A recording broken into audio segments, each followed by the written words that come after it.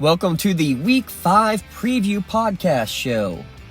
Preview Show Podcast. Whichever way you want to spin it around, it's here at lcsportsnet.com, and it's always delivered by Penn, Ohio Bottled Water. Make sure you ask about their custom label options and let them do the heavy lifting for your 3 or 5 gallon jugs or your standard 16-ounce bottles delivered straight to your home or work.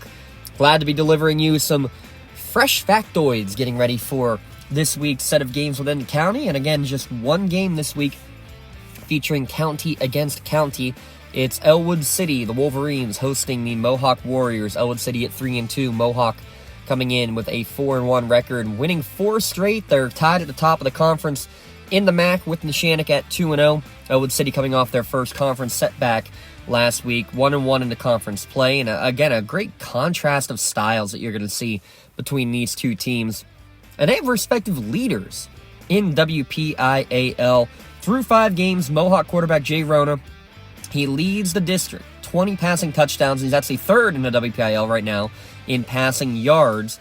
On the other side, Elwood City junior running back Elijah Palmer-McCain, he's leading the WPIAL with 779 rushing yards. That's 156 per game for the running back. He actually just, congratulations, just went over 2,000 career yards on the slate. Very likely, Rona will probably be the all-time leading passer in terms of yards for Mohawk by the time this season ends, and definitely by the end of his career if he stays healthy, but maybe even by the end of the season at the rate that he's going, Palmer McCain might be the all-time leading rusher in Wolverine history. And I'll tell you what, both of those guys and the entire teams really have to be eyes wide open in terms of the opportunities that can lay in front of them this week. Let's just dive right into it. Mohawk's passing attack. Jay Rona, he's got at least 3 touchdown passes each game, and they're now facing a Wolverine defense that gave up over 300 passing yards and 4 passing touchdowns to Western Beaver's freshman quarterback last week. 3 of those touchdowns were the big play, the 45-plus or more passing yard touchdown. And I guess much like the Golden Beavers, Mohawk can score from basically anywhere on the field with their trio of receivers. Bobby Fadden, 9 receiving scores on the year. I believe that's also top in the WPIAL, throwing 4 touchdowns each, for Dante Retort and Blake Logan as well. As soon as you drop back into coverage, too, to try to take care of those 3, well, that's when Justin Boston gets into the fold. He had a 200-yard game from scrimmage against Laurel, had a pair of touchdowns last week against New Brighton. Now, let's flip it over the other way, though. Elwood City, their rushing attack with Elijah Palmer-McCain as the workhorse. How about 38 carries last week for the junior? One of 18 juniors on the team, by the way. But EPM, over 200 yards on the ground last week, a pair of scores. I think the biggest surprise is the lack of touchdowns. I mean, he does have 5 on the year, but it does seem a little bit low in all honesty. But that's because they've been able to, spread the wealth this year. It hasn't had to be all Elijah this season, which is pretty awesome to see for that variety of offense. Mohawk defense trying to control that. Well, they've been pretty solid since week 0 in their game against Union.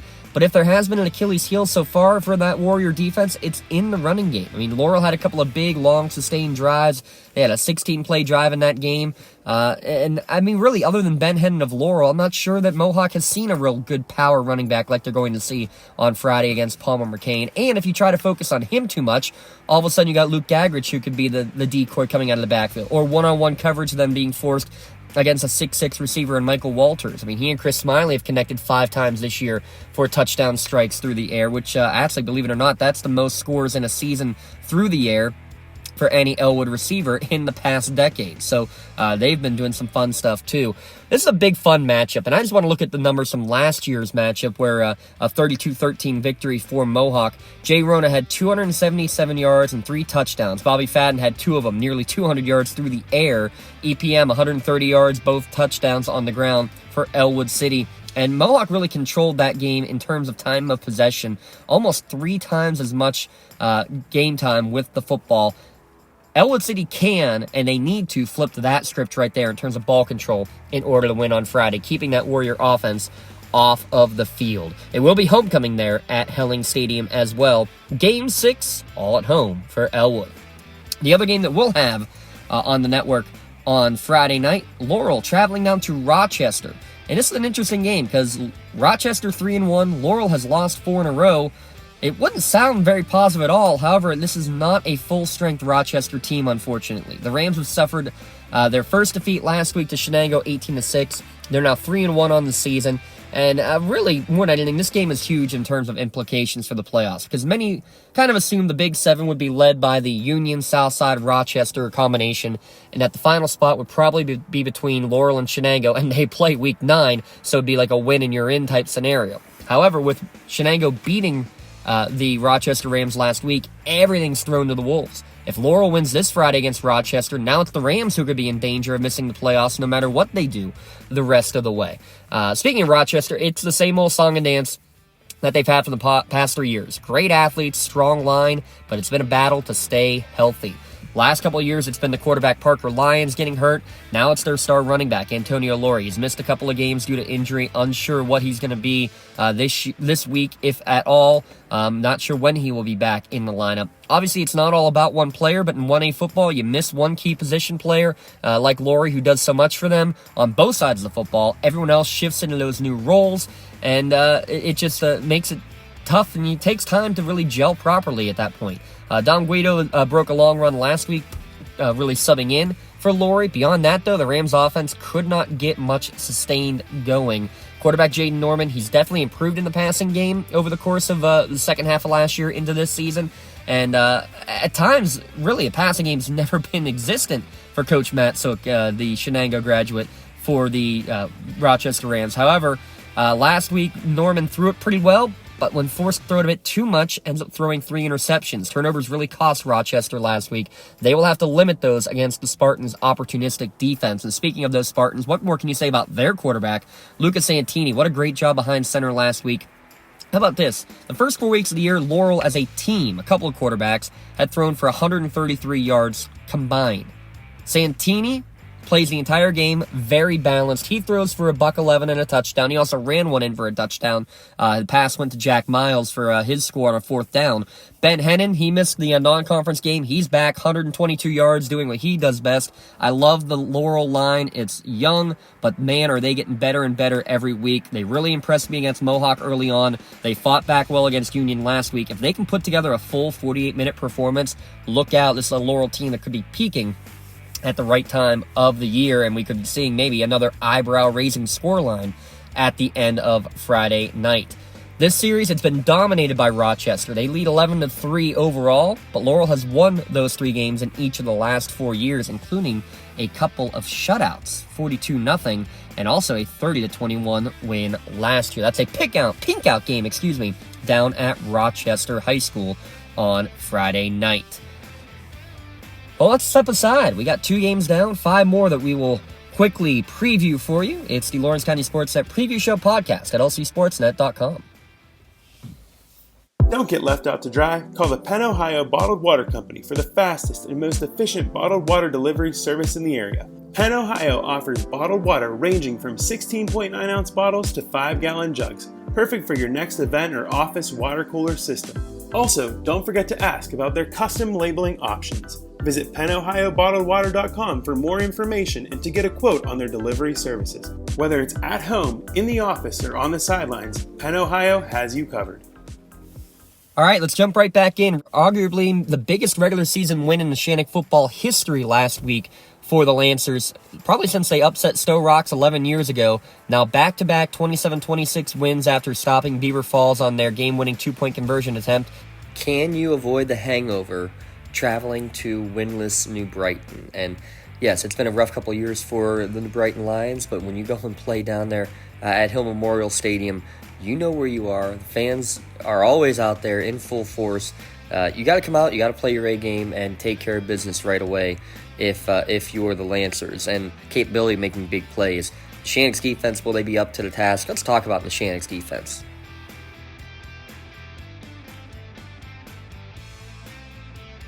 Pat Ardro, Anthony Bonner, both with pick sixes last week. They were terribly outgained in the game by Beaver Falls last week, but the bend don't break style, getting those big plays, that's what you get out of the Coach Mazzocco D. You'd like to see Neshannock offense can get the ball out wide, get it to Dom Cubelis, Anthony Bonner out on the perimeter, and maybe allow more room for Anthony Aiken and Pat Ardro in the ground game.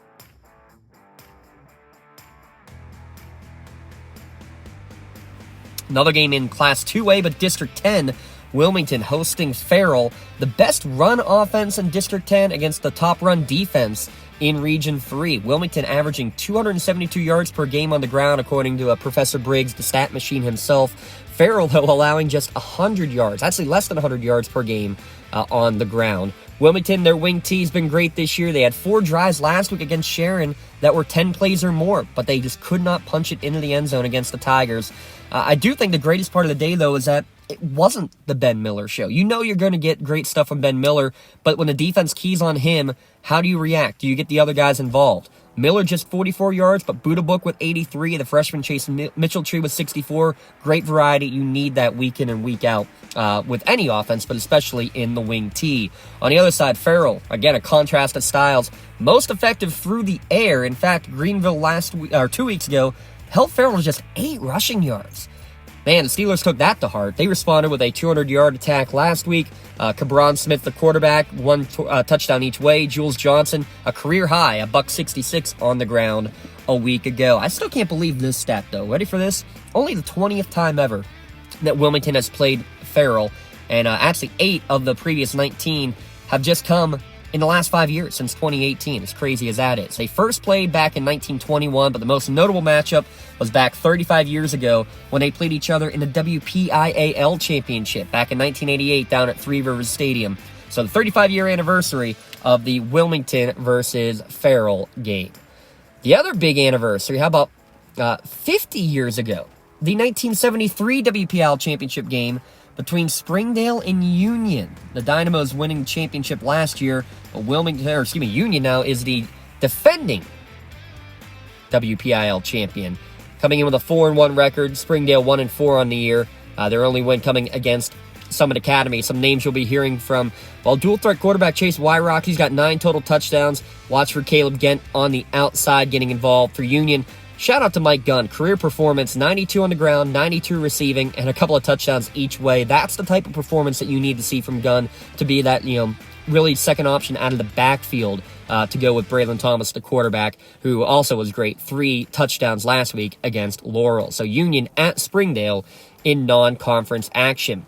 The conference game in the Big 7, Northgate hosting Shenango, and this one could be historic too. First off, just again, credit to Shenango getting the win last week. All the injuries that they had, just huge win on homecoming, getting the 18-6 win. But similar to Neshannock, you can't suffer the hangover this week against a Northgate team that on paper you should be able to beat.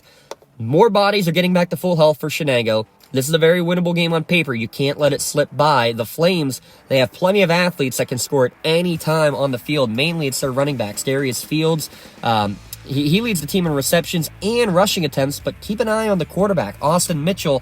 The issue is, will he be behind center? He's the team's leading rusher, but he left early last week in a close win against Summit Academy. Suntayan Lane really stepped in well, though. 2 in the air and 1 on the ground for the new Flames quarterback. So either way, some weapons to deal with. Shenango mentioned they've now won.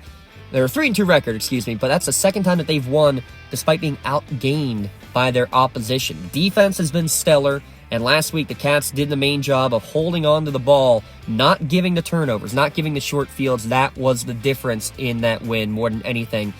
Sam Myers had a great touchdown pass to the back pylon to Colton Fedrizzi. Man, has he been fun to watch this year. Fedrizzi, who also had a pick and a fumble recovery on defense. The big issue for Shenango, where's the running game? You got to get one more established. Now, Landon Albertini being back last week, albeit a bit of a limited exposure in the run game. That's a step in the right direction. Can you get some sustained drives and really flex their offensive muscles? Because this is the game to try and do it. Shenango, they're 4-1 all-time against Northgate. But how about these scores the last couple of years? 2020, it was 59-12 Shenango. 2021, 48-6 Shenango. Last year, 75-19 Shenango. That is the most points ever scored in Shenango football history. See if they can put up big numbers again and get that offense back on track. Speaking of getting an offense back on track, our final game, the Parkway Conference, Newcastle against Montour. Canes, a 14-game losing streak right now, and they're facing the Lucero Fighting Spartans, coming in with now a 4-1 record. Newcastle, they just got to be looking for those minor victories. One thing at a time, one play at a time, one game at a time. Definitely some improvement last week with that mentality. Put up 14 points after just having 32 yards the week before against West Allegheny. Montour, you're going to hear about Jake Wolf, the quarterback. Leads the team in both rushing and passing. 18 total touchdowns, over 1,000 yards passing already, and a trio of wideouts in Fitzpatrick, Batch, and Platts. Platts catching 2 touchdowns against Aliquippa. That is the only loss for Montour on the season. They bounced back in a big way last week, and we'll look to continue it with a trip up to Newcastle. Talking about more anniversaries real quick, Newcastle celebrating their 50th anniversary of a WPL championship as well. Team will be honored during the pregame there at Taggart Stadium. Well, there you have it, your previews for Week 5, Game 6 across the WPIAL and District 10 teams in Lawrence County. Big shout out again to Penn Ohio Bottled Water. Always so great to us delivering you the healthy bottled water right to your doorstep as we deliver right to your laptop, computer, cell phone, however you're listening to us. We thank you and hope you continue to do so each and every week. The Lawrence County SportsNet, powered by LCAP. Tune in on Friday for some great action yet again